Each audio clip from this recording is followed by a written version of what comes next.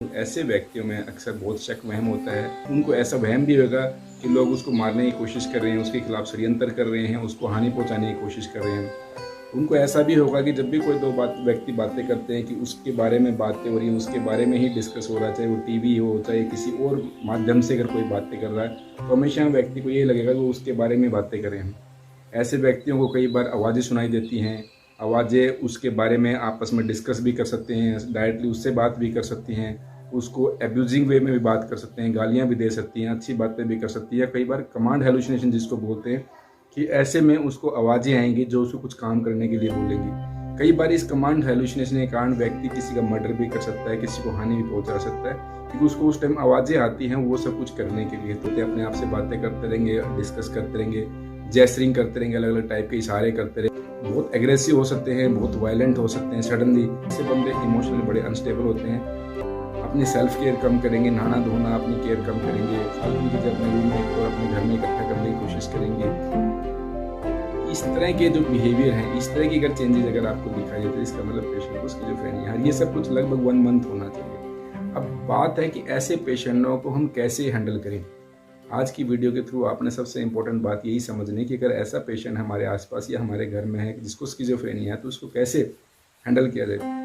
Schizophrenia वाले patient को handle करने में सबसे इंपॉर्टेंट बात आपने ध्यान रखनी है। सबसे फर्स्ट स्टेप है एजुकेट। जो मानसिक रोग है उस बीमारी के बारे में पूरी तरह से एजुकेट करें। जहाँ से भी इन्फॉर्मेशन मिल सकती है इन्फॉर्मेशन लें, चाहे डॉक्टर है या डिफरेंट रिसोर्सेज के थ्रू, चाहे इंटरनेट के थ्रू, चाहे डिफरेंट बुकलेट हैं जो इन्फॉर्मेशन के लिए हैं। एक्सेप्ट करो इलनेस को एक्सेप्ट कर लेते हो तो आप समझ जाओगे कि इस बीमारी की कुछ लिमिटेशन होती है। बहुत सारे काम व्यक्ति बीमार होने से पहले कर सकता था, क्योंकि जो स्किज़ोफ्रेनिया है, जो इलनेस होती है, इनमें कई बार पेशेंट की जो एग्जीक्यूटिव पावर है कम हो जाती है।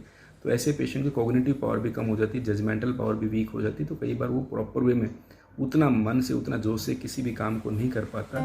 कई बार ऐसे व्यक्ति लेजी हो जाते हैं, सुस्त हो जाते हैं। कभी भी पेशेंट को बहुत एग्रेसिव या थ्रेट या वायलेंट वे में टैकल नहीं करना है। आपका बिहेवियर पोलाइट होना चाहिए। आप बड़े शांत और बड़े फर्म वे से आप पेशेंट की तरफ अप्रोच करो। अगर ऐसा पेशेंट कभी वायलेंट होता है, एग्रेसिव होता है, तो आपने थोड़ी डिस्टेंस मेंटेन करनी है, पोलाइटली उससे कम्युनिकेट करना है। और उसको जिस टाइम आप कम्युनिकेट करते हो उसको ये लगना चाहिए, उससे जब पोलाइटली आप बात करते हो उसको लगना चाहिए कि आप जो बातें करें उसके फेवर में बातें करें। आप ऐसे पेशेंट को इमोशनली आप और केयर के साथ, अगर लव के साथ रखोगे तो ये पेशेंट ज़्यादा अच्छी तरह अपना बिहेवियर शो करते हैं।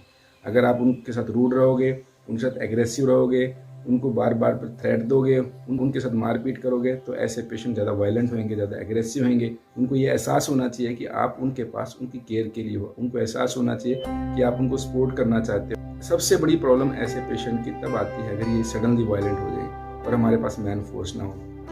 तो ऐसे पेशेंट में कभी भी आपने पैनिक नहीं होना, कभी भी आपने स्क्रीम नहीं करना, कभी चिल्लाना नहीं, कभी भी आपने एग्रेसिव नहीं होना।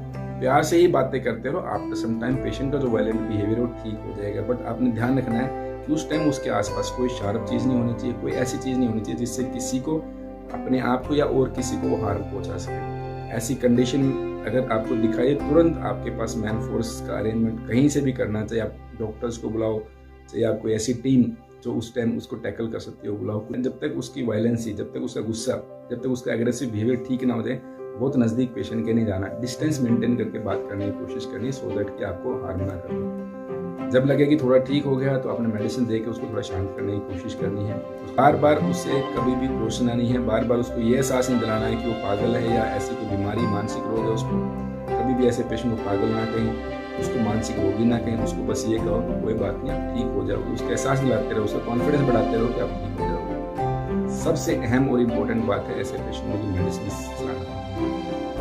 ध्यान रखना है कि स्किज़ोफ्रेनिया का सबसे इम्पोर्टेंट ट्रीटमेंट दवाइयाँ हैं। ऐसे पेशेंट को बीमारी बार बार होती है अगर आप मेडिसिन नहीं खिलाओगे। अगर आप मेडिसिन खिलाओगे तो ऐसे पेशेंट काफ़ी ठीक हो जाते हैं और उनका ये वायलेंट और एग्रेसिव बिहेवियर टैकल करना आपके लिए बहुत आसान होता है। और कई बार इस तरह के सिम्टम आते ही नहीं अगर आप प्रॉपर ट्रीटमेंट करोगे।